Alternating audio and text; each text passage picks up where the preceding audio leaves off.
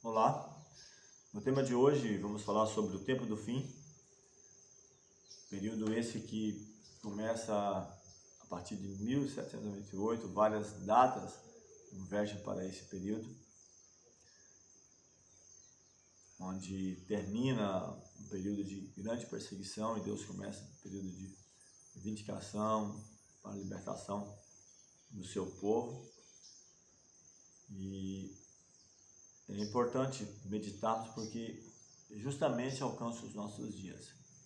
Acontecimentos desde essa data, onde nesse período de 1798, Napoleão Bonaparte, durante com seu general, aprisiona o Papa Pio VI, ele perde a supremacia naquele período, mas em 1929 recebe um pedaço de terra, um pequeno pedaço de terra, não mais com toda a extensão que tinha anteriormente, e começa novamente um processo de crescimento, de alcançar o favor, de buscar esse favor de nações, um trabalho de recuperação, quem sabe não de território no sentido literal, mas de um espaço, e houve grandes nomes trabalhando nesse processo, e até mesmo em relação aos Estados Unidos, né, que surgiu como uma ideia de protestantismo, de protestar, isso já não existe, até mesmo em relação às igrejas. Isso é algo que nos chama a atenção. O ecumenismo tem feito isso em relação ao trabalho em várias linhas de frente, na parte política, religiosa, educacional, empresarial, essas uniões de sindicatos, tudo isso são sinais que, talvez não no contexto político, unificação territorial, mas no contexto religioso, isso está bem adiantado, esse processo, e é para nos chamar a atenção que estamos realmente no tempo do fim. Queremos agradecer ao Senhor mais uma vez, pedindo a iluminação do Espírito Santo para entendermos o tema de hoje. Amorável Deus, bondoso Pai, te agradecemos pelo cuidado, proteção, por ter nos guiado até aqui. Pedimos a iluminação do Teu Santo Espírito para entendermos esse tema, tempo do fim, a verdade presente para os nossos dias, que possamos nos preparar para o breve encontro com Jesus. Dá-nos a Tua paz, a Tua graça, te pedimos essas bênçãos e agradecemos em nome de Cristo. Vamos lá então. Aqui alguma menção, algumas vezes, a palavra tempo do fim, o fim do tempo. Inicialmente Daniel 2:28 diz que há um Deus no céu, o qual revela os mistérios. Ele, pois, fez saber ao rei Nabucodonosor o que há de acontecer nos últimos dias. O teu sonho e as tuas visões, a tua cabeça que te veste a tua cama são esses. Então, eu estou fazendo também uma recapitulação ao mesmo tempo de Daniel. De algumas vezes onde é mencionada a palavra o tempo do fim, o fim do tempo, o fim dos dias, como nesse caso, nos últimos dias. Então, o que Deus mostrou para Nabucodonosor no segundo ano do seu reinado foi justamente através dessa estátua, essa sucessão de reinos, começando da Babilônia, que é justamente o reino onde Nabucodonosor dominava, que se estende até os últimos dias. Tanto é que quando diz da pedra cortada assim, aos seus irmãos, que representa a volta de Cristo, diz que ela fere justamente o pé da estátua, os dedos, que realmente é os nossos dias, e ela volta onde ela diz que as pernas, os quadris, né, o peitoral, a cabeça, então ela volta no montagem do tempo, abrangindo todas esses reinos. Como eu mencionei, essa filosofia, né, passado de uma para a outra. E capítulo 8, versículo 17 também diz: e veio perto de onde eu estava, e vindo ele me amedrontei e caí sobre o meu rosto, mas ele me disse: entende, filho do homem, porque esta visão acontecerá no fim do tempo. Então ele menciona para Daniel que esses acontecimentos, ou alguns acontecimentos, não seriam para os seus dias. Mas é que alguns Daniel não compreende, ele fica a se perguntar, mas do que está falando? Ele fala: vai, descansa, porque isso vai ser para determinado tempo do fim. Ainda no versículo 19, ele disse: eis que farei saber o que há de acontecer no último tempo da ira, pois isso pertence ao tempo determinado do fim. Então, como nós mencionamos em algum estudo atrás, tempo determinado, onde fala de 7 anos, 70 anos, que era o tempo determinado para que Israel voltasse para a sua terra, onde a próxima nação, que no caso seria os Medos e Persas, permitiu que eles voltassem para reconstruir.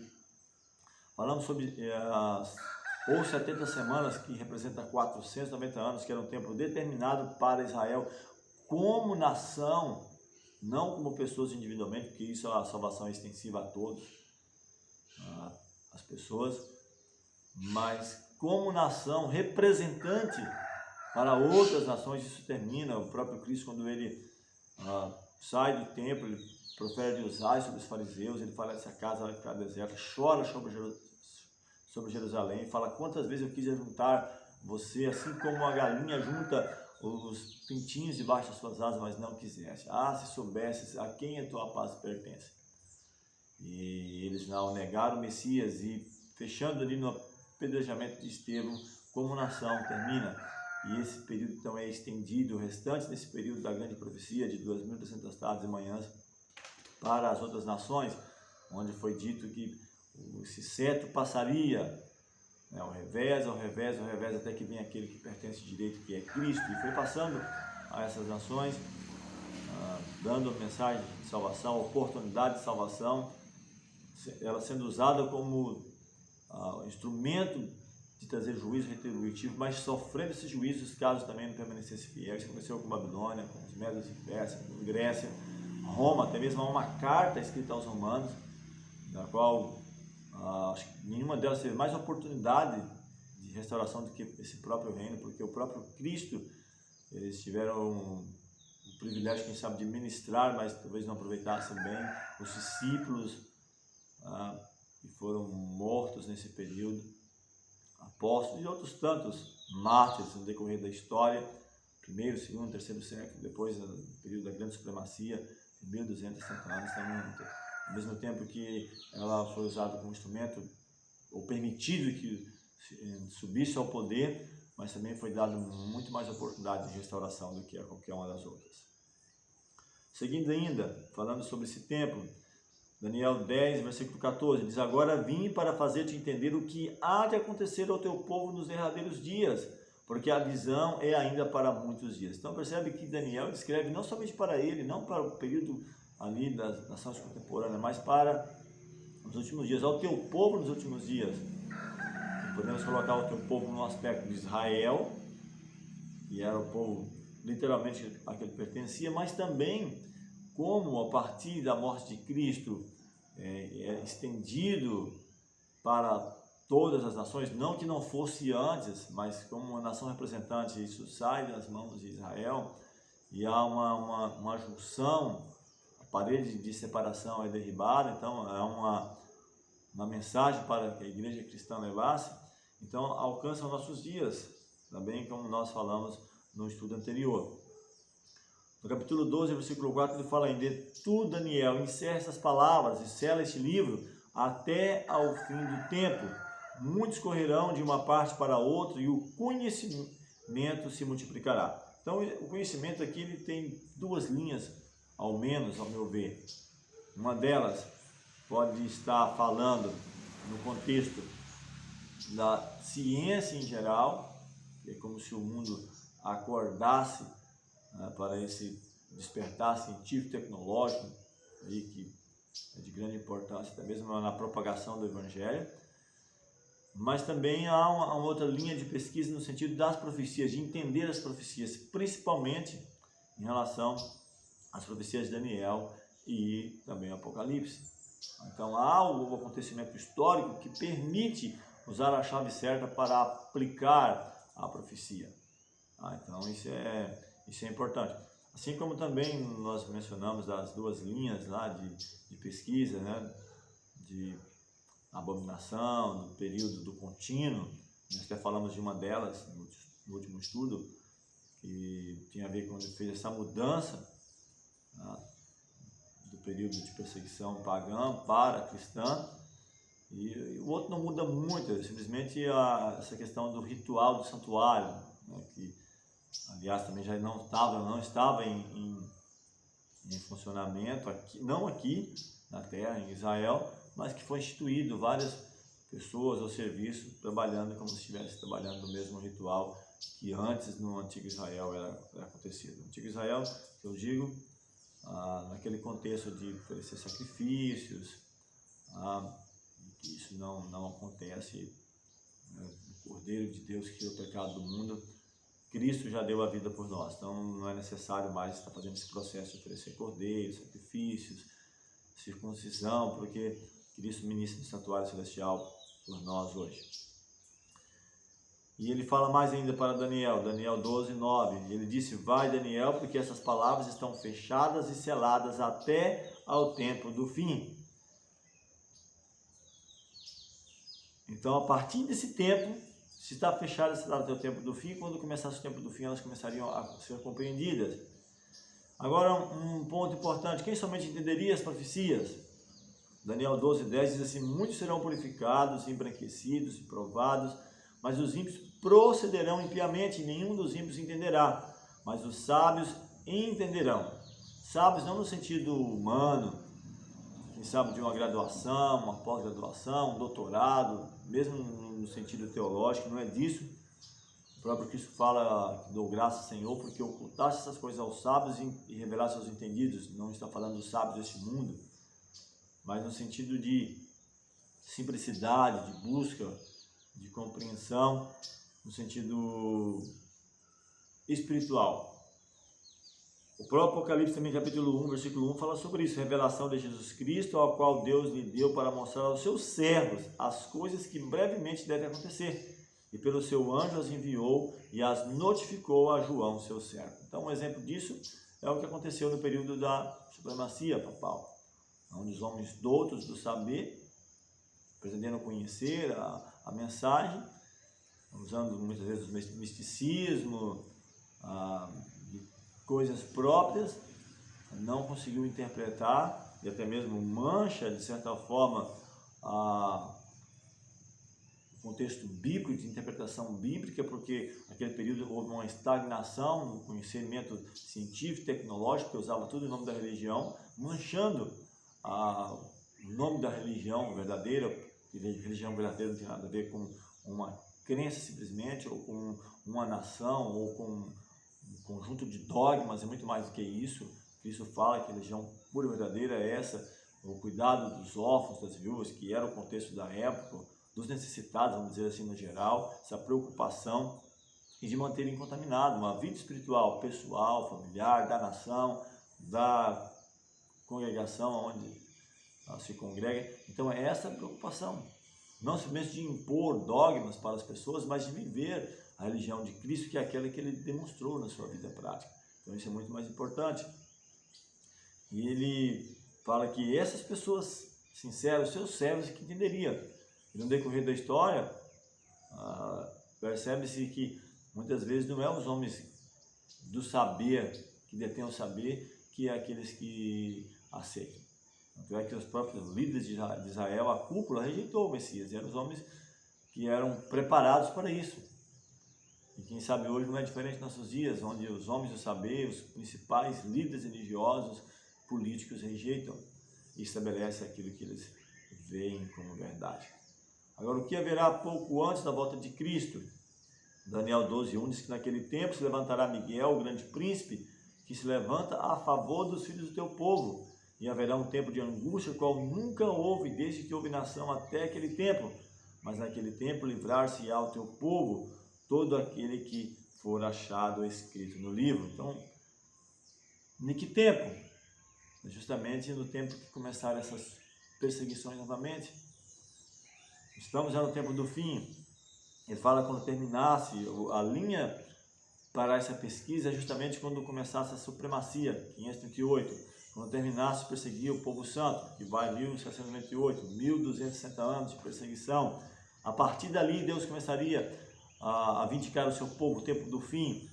Um pouco mais adiante, onde Daniel 12 fala sobre isso também, bem-aventurado aquele que espere e chegue até 1335 dias, que justamente se estende, começando na mesma data de pesquisa ali, 508, 538, que se estende a 1844, onde começa o juízo pré-advento. Vou falar sobre isso no nosso próximo estudo, o juízo e suas 3 fases, o juízo pré-advento, que é justamente daqueles que um dia tiveram o nome escrito no livro da vida, não importa se foi no período do antigo Israel, que passou pela circuncisão, ou no segundo momento da igreja cristã, que foram batizados em nome de Jesus, que tiveram seus nomes escritos ali no livro da vida.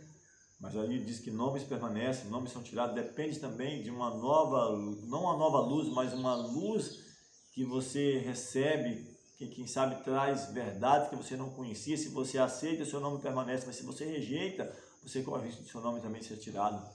Porque depois de um grande período de supremacia, de grandes inverdades sendo ensinadas, dá um processo longo de apurar essa verdade, chegar a uma verdade cristalina. Então, não é tão simples. Então, as igrejas protestantes, algumas avançaram um pouco mais, outras nem tantos, mas o que acontece é que elas começam a voltar para trás. Elas começam a regredir e não progredir. Então, é preciso estar atento à mensagem, à palavra de Deus, essas verdades presentes. Vou citar algumas. A adoração, isso é muito importante. A quem estamos adorando? Muitas vezes estamos adorando de maneira errada. Somente 2 pessoas é digno de adoração: Deus e Cristo. E será que estamos fazendo isso?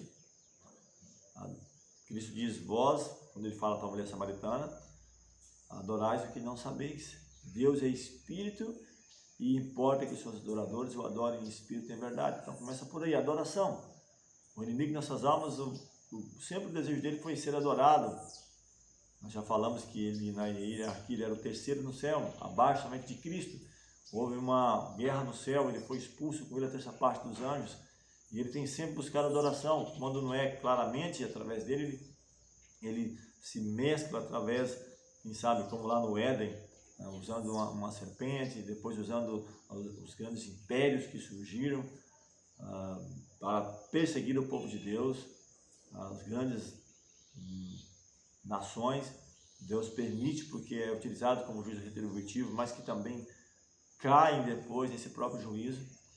Então falamos de adoração, falamos com respeito aos mandamentos, os 10 mandamentos, a lei de Deus, algo que o inimigo detesta, odeia.